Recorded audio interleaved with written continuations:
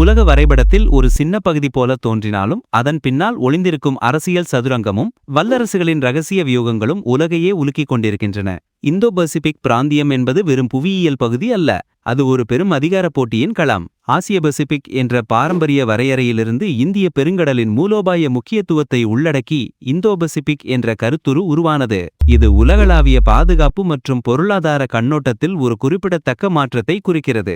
இந்திய பெருங்கடலின் மூலோபாய முக்கியத்துவத்தையும் இந்தியாவின் வளர்ந்து வரும் பங்கை அங்கீகரித்து இரு பெருங்கடல்களுக்கும் இடையிலான ஒருங்கிணைந்த பாதுகாப்பு கண்ணோட்டத்தை வலியுறுத்துகிறது.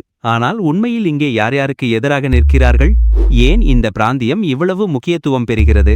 இந்த கேள்விகளுக்கான பதில்கள் உலகின் எதிர்காலத்தையே தீர்மானிக்கக்கூடியவை.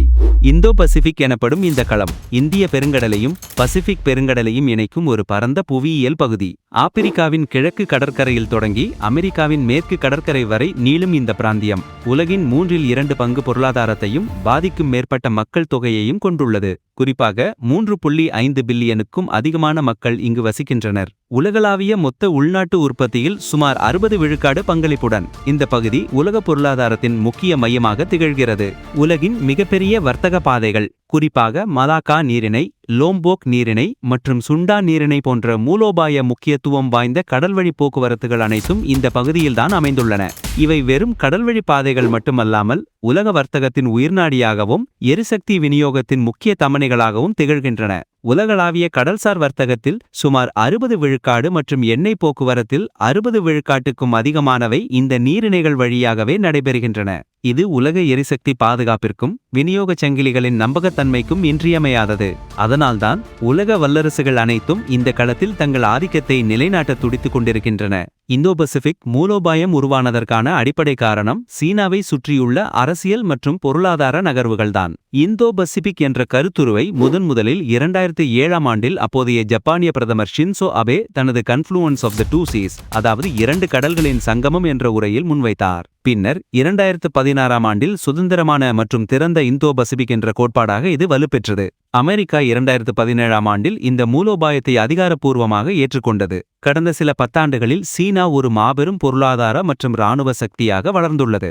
2010ஆம் ஆண்டில் ஜப்பானை பின்னுக்கு தள்ளி உலகின் 2வது பெரிய பொருளாதாரமாக சீனா மாறியது. தெற்கு சீன கடல் பகுதியில் சீனா தனது ஆதிக்கத்தை நிலைநாட்ட முயற்சிப்பதும் அதன் 2013ஆம் ஆண்டு தொடங்கப்பட்ட பெல்ட் அண்ட் ரோடு எனப்படும் திட்டத்தின் மூலம் பல நாடுகளில் தனது செல்வாக்கை அதிகரிப்பதும் அமெரிக்கா மற்றும் அதன் நட்பு நாடுகளுக்கு பெரும் கவலையை ஏற்படுத்தியுள்ளது. இந்த பெல்ட் அண்ட் ரோடு திட்டம் ஆசியா, ஆப்பிரிக்கா மற்றும் ஐரோப்பா முழுவதும் உள்கட்டமைப்பு திட்டங்களில் சுமார் $1 டிரில்லியன் அதிகமான முதலீடுகளை கொண்டு சீனாவின் பொருளாதார மற்றும் மூலோபாய செல்வாக்கை விரிவுபடுத்துவதை நோக்கமாக கொண்டுள்ளது. அமெரிக்கா இந்தோ பசிபிக் பிராந்தியத்தில் ஒரு சுதந்திரமான மற்றும் திறந்த அணுகுமுறையை வலியுறுத்துகிறது. அதாவது கடல்வழி போக்குவரத்து அனைவருக்கும் சுதந்திரமாக இருக்க வேண்டும். எந்த ஒரு நாடும் மற்ற நாடுகளின் இறையாண்மையை அச்சுறுத்தக்கூடாது. சர்வதேச சட்டங்களுக்கு, குறிப்பாக ஐக்கிய நாடுகள் சபையின் கடல்சார் சட்ட மாநாட்டிற்கு இணங்க வேண்டும் என்பது இதன் நோக்கம். இதற்கு எதிராக சீனா தனது சொந்த நலன்களையும் பிராந்தியத்தில் தனது வரலாற்று உரிமைகளையும் முன்னிலைப்படுத்துகிறது. குறிப்பாக தென் சீனக் கடலில் உள்ள பல தீவுகளுக்கு உதாரணமாக ஸ்பிராட்லி மற்றும் பாராசெல் தீவுகள் சீனா 9 லைன் என்ற அடிப்படையில் உரிமை கோருவதும் அங்கு செயற்கை தீவுகளை உருவாக்கி இராணுவ தளங்களை அமைப்பதும் பெரும் பதற்றத்தை உருவாக்கியுள்ளது. 2016ஆம் ஆண்டில் ஹேக்கில் உள்ள நிரந்தர நடுவர் நீதிமன்றம் பெர்மனன்ட் கோர்ட் ஆஃப் ஆர்பிட்ரேஷன் சீனாவின் தென் சீன கடல் உரிமை கோரல்களுக்கு சட்டபூர்வமான அடிப்படை இல்லை என்று தீர்ப்பளித்தது. ஆனால் சீனா அதை நிராகரித்தது. இந்த மோதலில் பல முக்கிய நாடுகள் நேரடியாகவோ மறைமுகமாகவோ ஈடுபட்டுள்ளன. அமெரிக்கா, ஜப்பான், ஆஸ்திரேலியா மற்றும் இந்தியா ஆகிய 4 நாடுகள் இணைந்து உருவாக்கப்பட்ட குவாட் எனப்படும் கூட்டமைப்பு இந்தோ பசிபிக் பிராந்தியத்தில் சீனாவின் செல்வாக்கை கட்டுப்படுத்தும் ஒரு முக்கிய சக்தியாக கருதப்படுகிறது. இந்த கூட்டமைப்பு 2007ஆம் ஆண்டில் முதலில் உருவானாலும் 2017ஆம் ஆண்டில் மீண்டும் புத்துயிர் பெற்றது. 2021ஆம் ஆண்டில் முதல் தலைவர்கள் உச்சி மாநாட்டை நடத்தியது. இந்த 4 நாடுகளும் ஜனநாயக விழுமியங்களையும் சர்வதேச சட்ட அடிப்படையிலான ஒழுங்கையும் ஆதரிப்பதாக கூறுகின்றன. இந்த கூட்டமைப்பு இராணுவ ஒத்துழைப்பு, உதாரணமாக மலபார் கடற்படை பயிற்சி, கூட்டுப் பயிற்சிகள் மற்றும் பொருளாதார கூட்டாண்மை மூலம் தங்கள் நிலையை வலுப்படுத்த முயல்கிறது. சமீப காலமாக தடுப்பூசி விநியோகம், குவாட் வேக்சின் பார்ட்னர்ஷிப், முக்கியமான மற்றும் வளர்ந்து வரும் தொழில்நுட்பங்கள், பருவநிலை மாற்றம் மற்றும் உள்கட்டமைப்பு மேம்பாடு போன்ற துறைகளிலும் குவாட் தனது ஒத்துழைப்பை விரிவுபடுத்தியுள்ளது. இந்த முயற்சிகள் பிராந்தியத்தில் நம்பகமான மற்றும் நிலையான மாற்று வழிகளை வழங்குவதன் மூலம் சீனாவை சார்ந்திருப்பதை குறைப்பதை நோக்கமாக கொண்டுள்ளன. மேலும் ஆஸ்திரேலியா, ஐக்கிய ராச்சியம் மற்றும் அமெரிக்கா ஆகிய நாடுகளுக்கு இடையேயான ஆக்கஸ் பாதுகாப்பு ஒப்பந்தம் 2021ஆம் ஆண்டில் உருவானது. இது ஆஸ்திரேலியாவிற்கு அணுசக்தி, நீர்மூழ்கி கப்பல் தொழில்நுட்பத்தை வழங்குவதன் மூலம் பிராந்தியத்தில் ஒரு புதிய பாதுகாப்பு சமநிலையை ஏற்படுத்த முயல்கிறது.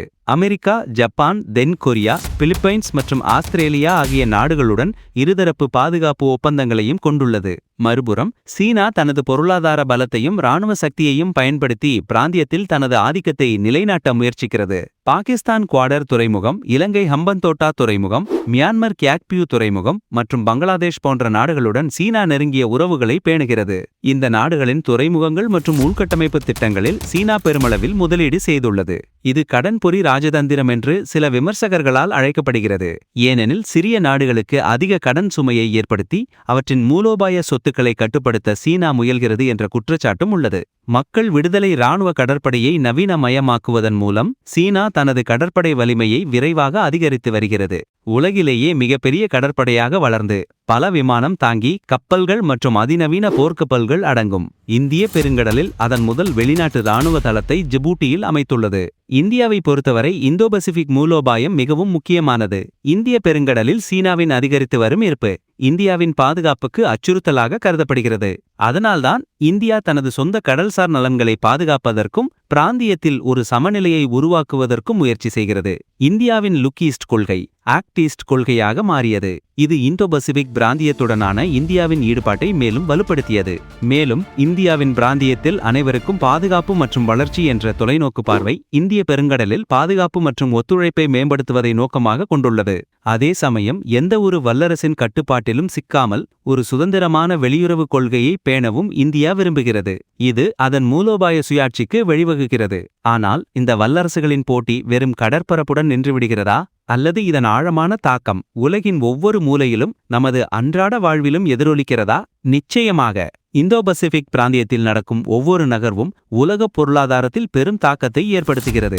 உலகளாவிய வர்த்தகத்தில் சுமார் $5 டிரில்லியன் அதிகமான மதிப்புள்ள பொருட்கள் இந்த பகுதி வழியாகத்தான் நடைபெறுகிறது. வர்த்தக பாதைகள் பாதிக்கப்படும்போது அது உலகளாவிய விநியோகச் சங்கிலிகளை சீர்குலைத்து பொருட்களின் விலையை உயர்த்தும். குறிப்பாக செமிகண்டக்டர்கள் மற்றும் அரிய மண் உலோகங்கள் போன்ற முக்கியமான பொருட்களின் விநியோகத்தில் இந்த பிராந்தியம் முக்கிய பங்கு வகிக்கிறது. தொழில்நுட்ப போட்டியும் இங்கு மிக முக்கியமானது. 5G தொழில்நுட்பம் முதல் செயற்கை நுண்ணறிவு, குவாண்டம் கம்ப்யூட்டிங் மற்றும் இணைய பாதுகாப்பு வரை எதிர்கால தொழில்நுட்பங்களின் ஆதிக்கம் யாருக்கு என்பதை இந்த பிராந்தியத்தில் நடக்கும் போட்டிகள் தீர்மானிக்கின்றன. இது தேசிய பாதுகாப்பு, பொருளாதார வளர்ச்சி மற்றும் உலகளாவிய தரநிலைகளை நிர்ணயிப்பதில் பெரும் தாக்கத்தை ஏற்படுத்துகிறது.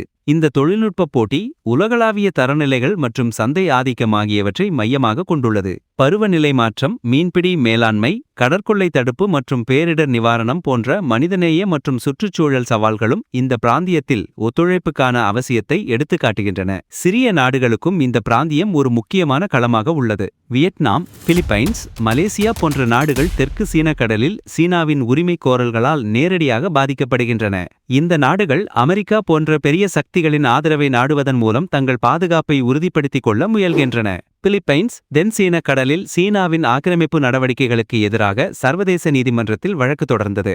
அதே நேரத்தில் இந்தோனேசியா மற்றும் சிங்கப்பூர் போன்ற நாடுகள் தென்கிழக்கு ஆசிய நாடுகளின் கூட்டமைப்பு மூலம் பெரிய சக்திகளுக்கு இடையே ஒரு சமநிலையை பேணி பிராந்திய ஸ்திரத்தன்மையை உறுதிப்படுத்த முயற்சிக்கின்றன. ஆசியான் மையத்துவம் பிராந்திய பாதுகாப்பு கட்டமைப்பின் முக்கிய தூணாக கருதப்படுகிறது. இது ஆசியான் பிராந்திய மன்றம், ARF மற்றும் கிழக்கு ஆசிய உச்சி மாநாடு EES போன்ற தளங்கள் மூலம் உரையாடலை ஊக்குவிப்பதுடன் பெரிய சக்திகளுக்கு இடையேயான போட்டியில் ஒரு சமநிலையை பேணவும் முயல்கிறது.